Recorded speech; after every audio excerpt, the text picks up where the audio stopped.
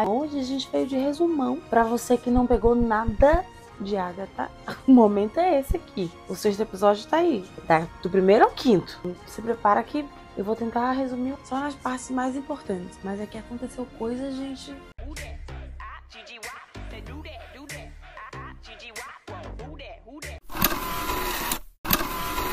A gente começa o primeiro episódio sem entender muito bem o que tá acontecendo. Tipo o primeiro episódio de WandaVision. Pois é, esse aí mesmo. A gente vê uma Agatha policial e ela tá investigando o corpo de uma mulher. Então a gente percebe que ela está ainda sob o feitiço que a Wanda colocou nela lá no final de WandaVision.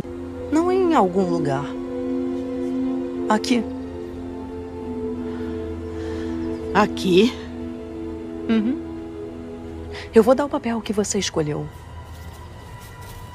A vizinha enxerida. Porque tem um momento em que ela tá na investigação ali com o chefe dela e o cara fez assim, então, cara, ela tá morta, ela definitivamente tá morta. Ah, nunca se sabe, né? Só que aí, em que a Agatha tá lá observando esse corpo e essa mulher que faleceu. E aí ela começa a ter empatia por essa mulher. Só que quando a gente vai pra Agatha e Wanda dos quadrinhos, elas já tiveram uma relação antes. Quando ela descobriu que ela era feiticeira escarlate, ela foi ser aprendiz da Agatha. Por um momento, a Agatha foi mentora da Wanda. Agora, voltando pra série, a Agatha ela vai recebendo várias dicas, enquanto investigadora, sobre a resolução do caso, que seria a mulher morta. Só que, na verdade, o que a Agatha precisa saber quem ela é, e não somente sobre a Wanda, no caso a mulher morta. Ela precisa entender a associação entre essas duas coisas. É aí que na investigação a gente conhece a agente Vidal. O que a gente percebe da interação dessas duas queridas é que elas não são só inimigas. Tem um tempero, uma ervas finas. Nesse mesmo episódio, a gente finalmente tem acesso ao filho da Agatha, que é o Nicholas Scratch, que é um potencial grande vilão da Marvel. Não sabe a história que ela teve por trás para não ter mais o filho dela com ela. Eu, particularmente, acho que o sumiço, ou desaparecimento ou morte do Nicholas pode ter a ver com as sete de Salem. Isso aí é o momento que ela tá chegando em casa, né? Ela ouve alguém batendo na porta dela. E será? A Rio, é óbvio. E aí elas começam a conversar. Só que, pra interromper esse momento em que a Rio tá, tipo assim, tentando fazer com que a Agatha acorde, a Agatha escuta um barulho no quarto dela. E quem é exatamente? É o jovem. O jovem é, digamos que um bruxo muito experiente na questão de estudos, mas ele não tem magia. Finalmente acorda, só que quando ela acorda, ela tá completamente nua. Ela sai completamente nua pela vizinha. Não tô acreditando que eu tô presa nessa cidade há 3 anos. E aí, depois de um surto psicótico, porque ela ficou 3 anos presa na própria cabeça, ela volta pra casa dela, vê que ela não tem poderes, ela não tem nada. Aí ela ouve batida no armário. Isso quem é? O jovem. Só que ele tá, tipo, com uma fita na boca. E aí ela fala, tipo, se você é de verdade, então quer dizer que a minha ex é de verdade. If you're real, and not a figment of my imprisoned mind, then that means...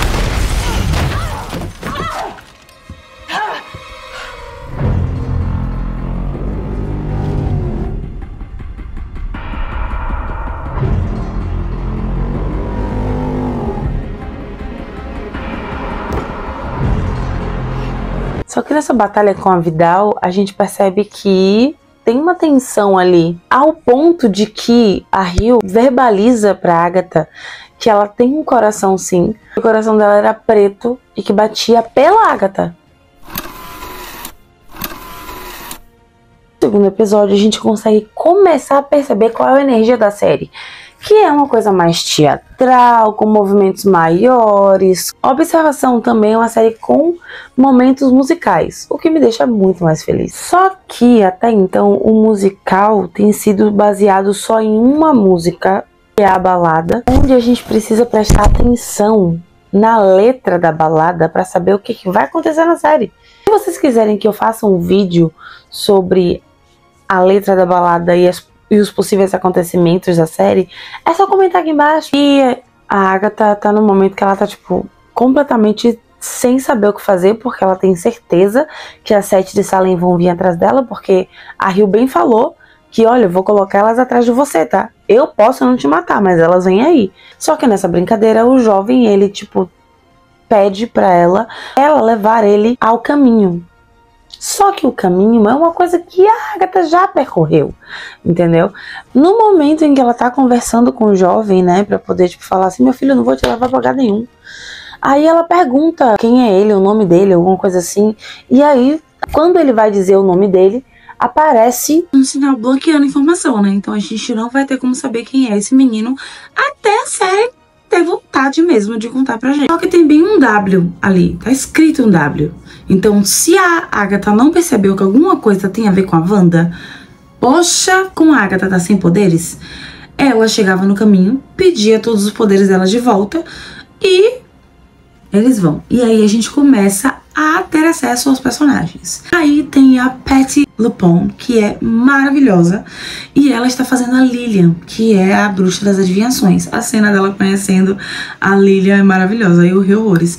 E a Lillian não queria nada com a Agatha, falou, querida, não vem aí, não vou estar te ajudando. A Lillian tava tão cansada de ter a Agatha ali, que aí ela, tipo, usou os poderes dela e deu uma lista dos nomes das pessoas que participariam, que precisam participar ou tem que participar do Coven da Agatha. Só que o jovem, ele pega a lista e fala, amada, o seu nome tá aqui. E ela se faz de maluca. A gente fica naquela incerteza se ela vai ou não participar do Coven da Agatha. Logo depois a gente vai conhecer a Jennifer Cale, que é a Jen, e ela é a bruxa das poções. Ela é maravilhosa. Ela trabalha com o negócio de Avon, produz Sivone, entendeu? A vibe dela é essa, né? Quando a Agatha chega lá, ela fala, tipo, meu amor, nem entre.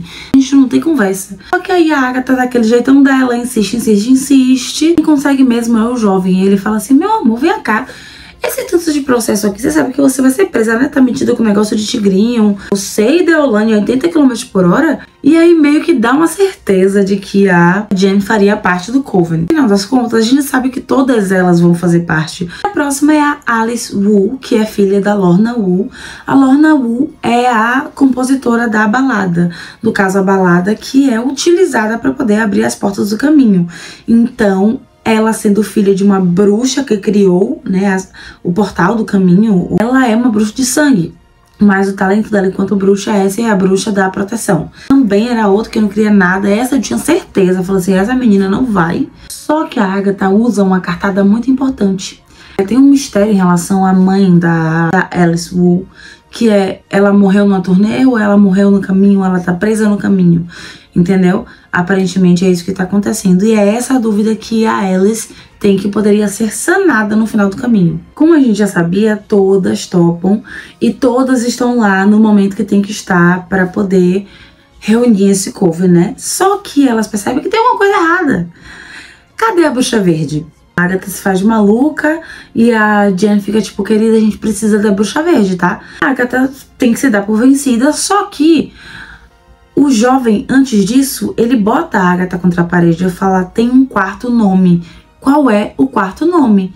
A Lillian, que tá lá, que foi a que entregou a lista, bem falou, não é um nome. É um símbolo, é um coração preto. Pois é, a Rio, lá do primeiro episódio, a gata bem falou, eu tenho um coração preto. Então, se ela falou, quem tinha que estar lá? Ela. Mas foi ela? Não, porque a Agatha é insistente. A Agatha foi na vizinha. A vizinha que tem o tal do dedo verde. No caso, a presença da Sharon, que é essa vizinha, que a Agatha só consegue identificar como Senhora Hart, sendo que o nome dela é Sharon, ela tem o tal do dedo verde. No caso, é uma intenção de aproximar o público da série. Tipo, você também pode ser uma bruxa, sabe? Só o fato de você ter um talento específico com um elemento da natureza, pode ser que você seja uma de nós. Chega um momento que elas vão precisar cantar a balada para poder abrir o portal. Então o jovem, ele fica na parte de cima da casa para poder tomar conta e ver que não vai dar nada errado, enquanto elas vão lá pro porão da Agatha pra poder fazer o que tem que fazer, né? E elas começam a cantar e a cena é maravilhosa, gente, eu juro. Alerta! Essa música ficou na minha cabeça durante semanas. E lá estão elas, né, cantando com toda a força, com toda a energia E lá em cima tá o jovem se lascando, porque adivinha, as 7 de Salem decidiram dar o ar da graça delas. Falou, então, amor, a gente veio atrás da Agatha, estamos procurando ela. Só com um jeito um pouco menos carinhoso e educado, né? Assim que elas terminam a música, não acontece nada. E a Agatha fala, então, amores, não demorou tanto da última vez, não. E aí ela começa a provocar as outras bruxas, porque, como a gente sabe, se alguém jogar um feitiço nela, poderes de volta. Aí a Lilian fez assim, ei, ninguém vai jogar nada nela não, porque se vocês jogarem poder nela aqui, ela vai absorver o de todo mundo. Nessa briga, e lá em cima dando ruim, elas estão brigando. E que o jovem tá em perigo, o portal do caminho se abre. E o final desse episódio é todo mundo realmente chegando ao caminho. A gente fica sem saber se as 7 de Salem realmente conseguem entrar no caminho, porque a Agatha fecha o portão, mas o portal tá lá, ele existe fisicamente. Elas abriram para poder descer também? Não sabemos. Sabemos que o novo Coven conseguiu chegar no caminho. No terceiro episódio, a gente consegue perceber que elas estão com um conflito ali, um problema, né?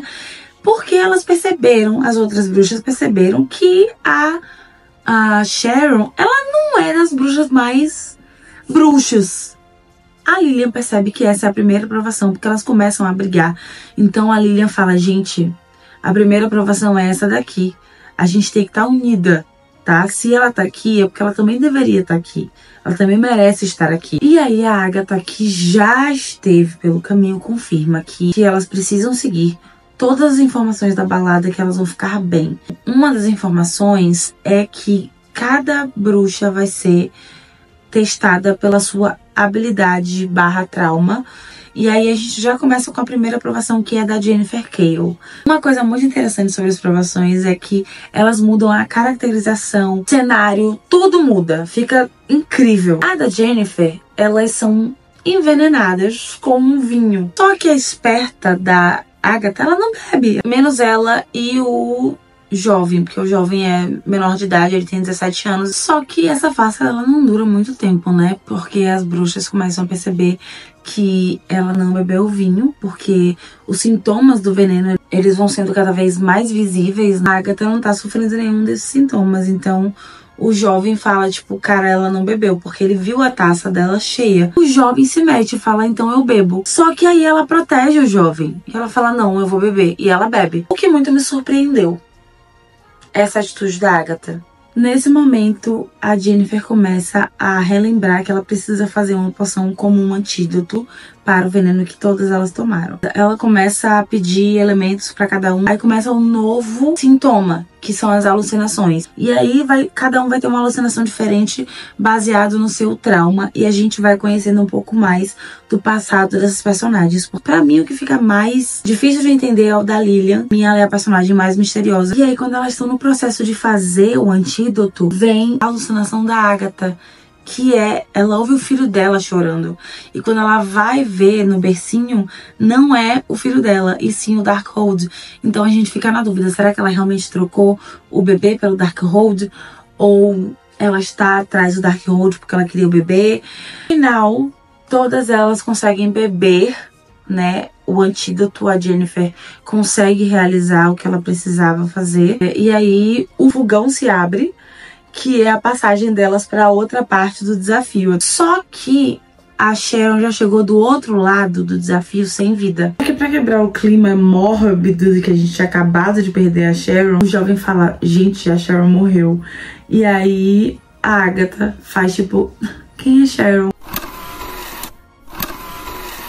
No quarto episódio, a gente já começa com a Agatha olhando assim diretamente para o corpo da Sharon e ficando tipo, enquanto isso, a Alice e o jovem estão cavando uma cova pra Sharon dentro do caminho. Só que a Agatha fala uma coisa interessante, ela fala, eu não achei que você teria isso em você. E a única pessoa que responde a Agatha é o jovem. E aí a Agatha vai e pisca pro jovem.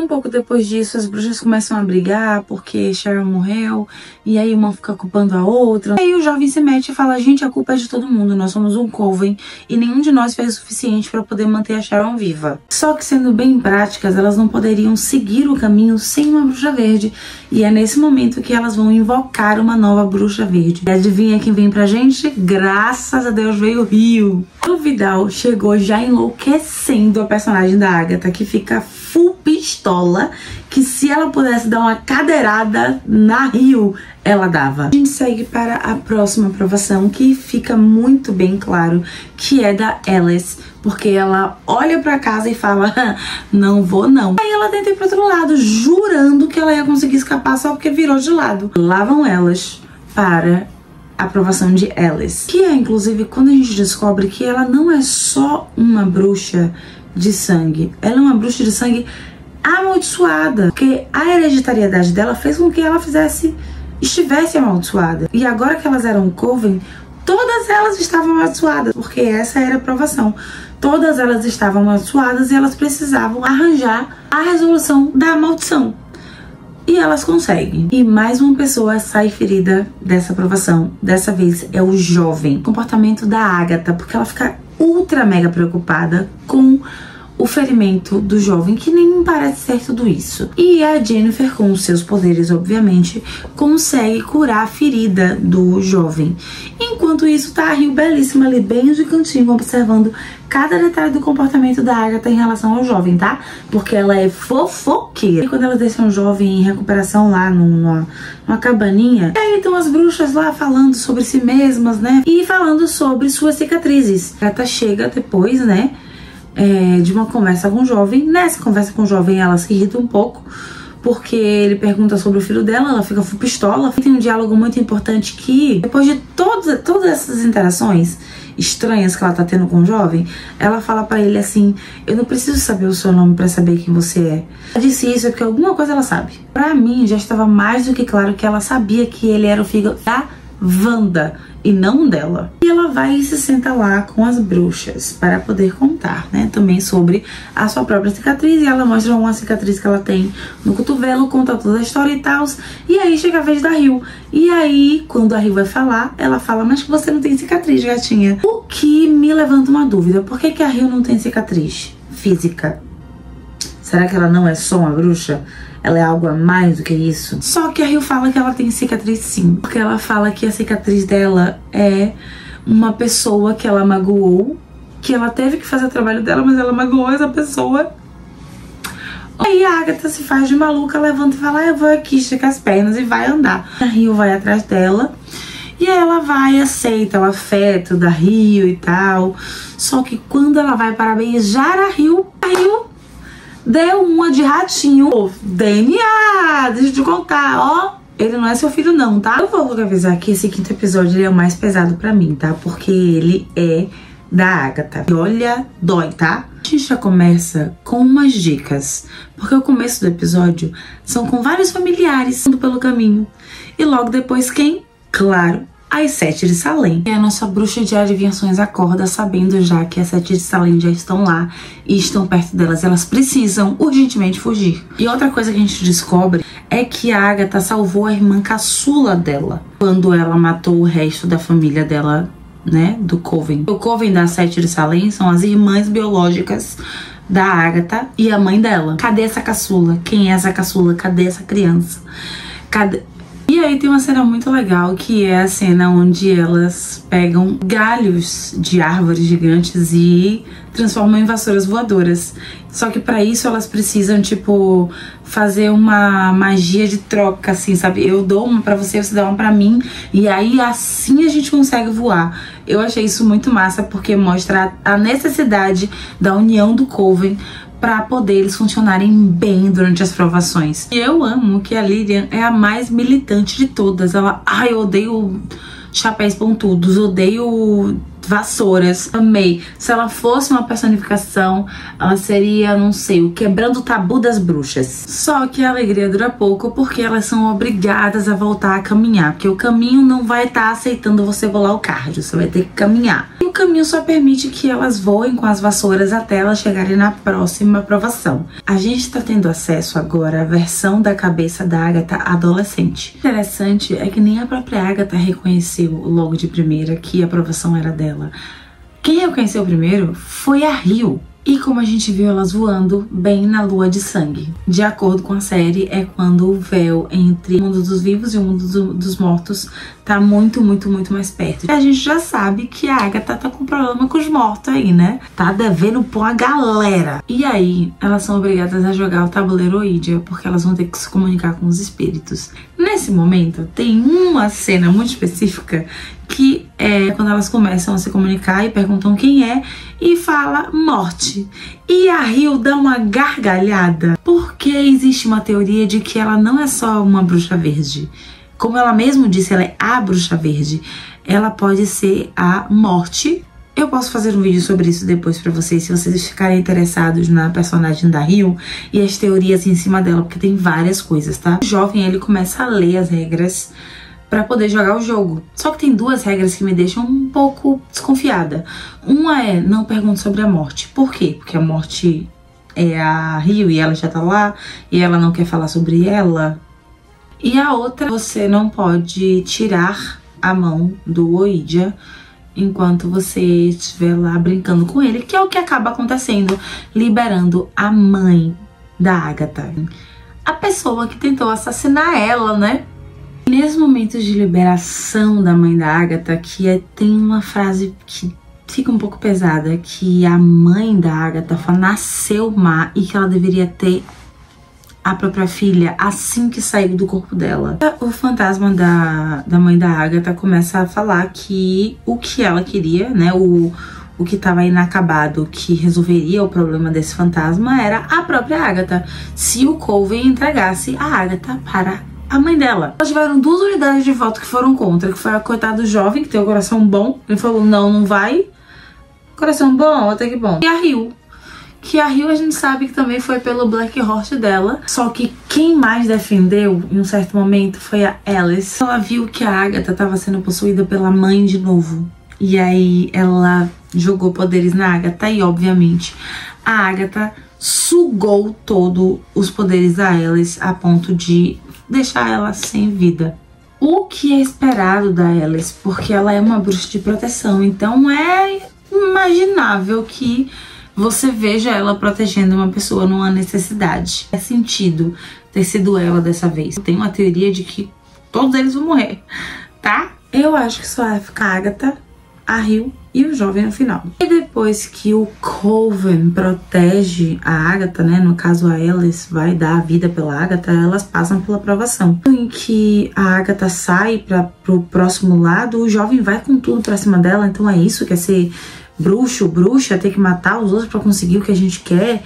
E a Agatha, tipo, hipócrita, né? Onde a gente descobre que, na verdade, o jovem, ele é o Billy Maximoff.